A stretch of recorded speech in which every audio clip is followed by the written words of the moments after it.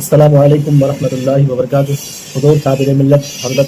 مصنف کتب کثیرہ شیخ الہند حضور صابر ملت حضرت علامہ سید شاہ حماد احمد صابر قادری ذاکر داؤد نغری رحمۃ اللہ تعالیٰ علیہ کے حیات و خدمات کے چند گوشے، اور آپ ہی کی ایک کتاب ہے نزہۃ القرآن تصنیف، اسی کتاب میں آپ کے حیات و خدمات کے چند گوشے لکھے گئے ہیں۔ ملاحظہ فرمائے، مقدمہ ہے اس کتاب کا: نحمدہ و نصلی علی رسولہ الکریم۔ اللہ عز و جل کا فضل و احسان ہے کہ اس نے سرزمین ہند کو اپنے محبوب پاک صاحب الاولاق احمد مجتبیٰ محمد مصطفیٰ صلی اللہ علیہ وسلم کے بعد صحابہ کرام، شہدائے اعظام اور اولیاء کاملین خصوصاً علی رسول صلی اللہ علیہ وسلم کے قدوم میمنت لزوم سے شرف فرمایا۔ متحدہ ہندوستان کے اکثر مقامات پر بے شمار اہل اللہ ظاہری و باطنی طور پر نبوی فیضان تقسیم فرما رہے ہیں۔ یہاں تمام سلاسل طریقت کے مشائخ کرام، شریعت و طریقت اور حقیقت و معرفت کا جام پلانے والے پیران کرام تقریباً ہر شہر، ہر علاقے اور ہر خطے میں موجود ہیں، اور حقیقت یہ ہے کہ انہی کے دم قدم سے سرزمین ہند میں دین اسلام کی بہاریں ہیں، اور شاید انہی ذوات قدسیہ کی وجہ سے میر عرب کو سرزمین ہند سے اسلام کی خوشبو آتی تھی۔ فرمایا گیا کہ میر عرب کو آئی ٹھنڈی ہوا جہاں سے، میرا وطن وہی ہے، میرا وطن وہی ہے۔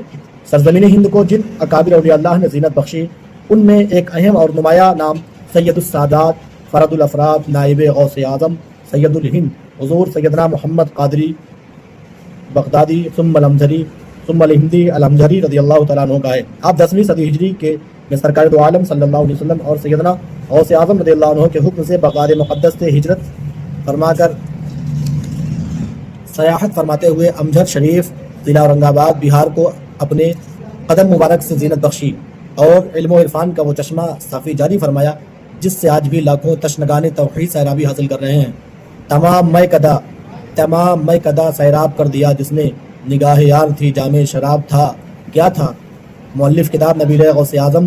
رضی اللہ تعالیٰ عنہ حضرت علامہ مولانا سید شاہ حماد احمد صابر قادری علیہ رحمۃ الرضوان کسی سلسلۃ الذہب کی ایک عظیم اور اہم کڑی ہے، جو حضور اکرم نور مجسم احمد مجتبیٰ محمد مصطفیٰ صلی اللہ علیہ وسلم سے شروع ہو کر مولا کائنات سیدنا علی المرتضیٰ کرم اللہ تعالیٰ وجہہ الکریم اور امام حسن مجتبیٰ رضی اللہ تعالیٰ عنہ سے ہوتے ہوئے تاجدار اقلیم ولایت سیدنا سرکار غوث اعظم رضی اللہ تعالیٰ عنہ تک پہنچتی ہے، اور سیدنا سرکار غوث اعظم رضی اللہ تعالیٰ عنہ اور حضور کے اولاد و امجاد اور جانشینوں سے ہوتے ہوئے سیدنا امیر محمد قادری بغدادی ثم الہندی الامجری کے ذریعے سرزمین ہند کو قادری فیضان سے منور فرما رہی ہے۔ سوری و معنوی طور پر آپ کا تعلق ان حسنی و حسینی سادات اکرام سے ہے جن کی سیادت اس دور پرفتن میں بھی علی العموم کسی شک و شبہ سے بالا تر ہے، اور جو صحیح معنوں میں سیدنا اعلیٰ حضرت امام احمد رضا خان قادری بریلوی علیہ رحمۃ الرضوان کے اس شعر کا مصداق ہے: تیری نسل پاک میں ہے بچہ بچہ نور کا، تو ہے عین نور تیرا سب گھرانہ نور کا۔ حضور صاحب ملت علیہ رحمۃ الرضوان اور آپ کے خانوادے کو سرزمین ہند میں یہ فخر حاصل ہے کہ آپ کا خانوادہ نسباً و خلافتاً بغیر کسی واسطے کے ڈائریکٹ سرکار سیدنا غوث الاعظم رضی اللہ تعالیٰ عنہ سے مستفید ہے، اور یہ سلسلہ قادریہ آپ کا خاندانی سلسلہ ہے جو سرکار غوث اعظم رضی اللہ عنہ سے جا ملتا ہے۔ نیز بلا اختلاف آپ سے لے کر سرکار سیدنا غوث الاعظم رضی اللہ عنہ تک، بلکہ امام حسن مجتبیٰ علی جدہ علیہ السلام اور حضرت علی کرم اللہ وجہ الکریم تک سب کے سب بلا اختلاف اہل اللہ اور اولیاء کاملین ہوئے ہیں۔ حضور صابر ملت علیہ رحمۃ الرضوان مورخہ یکم شوال 1351 ہجری بروز جمعہ کو مردم خیز شہر داؤد نگر ضلع اورنگ آباد میں پیدا ہوئے۔ سیدنا سرکار غوث اعظم رضی اللہ عنہ نے آپ کے دادا جان حضور سید شاہ انیس احمد انیس قادری کو خواب میں بشارت عطا فرمائی کہ اس فرزند کا نام حماد احمد رکھنا، اور حضرت علی کرم اللہ وجہ الکریم نے آپ کو خواب میں صابر کا لقب عطا فرمایا۔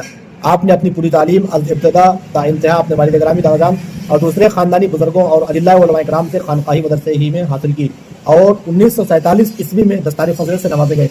والد گرامی ہم شبیہ غوث اعظم حضور رشید احمد رشید قادری کے دست حق پرست پر بیعت ہوئے مقامات سلوک طے کرنے کے بعد والد گرامی کی اجازت و خلافت عطا فرمانے کے ساتھ ساتھ اپنا جانشین بھی منتخب فرمایا۔ 1390 ہجری مطابق 1970 عیسوی میں والد گرامی کے وصال کے بعد مسند سجادگی پر جلوہ افروز ہوئے، اور پورے 43 سالوں تک متلاشیان حق کو جامع ہدایت پلاتے رہے، قوم و ملت کی فلاح و ترقی کے لیے زندگی بھر کوشاں رہے، بے شمار کارہائے نمایاں انجام دیے، مختلف علوم و فنون پر تقریباً 450 تصنیفات کا ذخیرہ چھوڑا۔ زندگی کے ہر لمحے میں خدمت دین متین انجام دیتے ہوئے بالآخر بورخہ 18 ربیع الاخر 1433 ہجری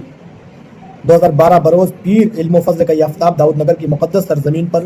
غروب ہو گیا۔ انا للہ و انا الیہ راجعون۔ ہرگز نمیر دا کی دلش زندہ شد با عشق ثبت اسک بر جدید عالم دو امہ۔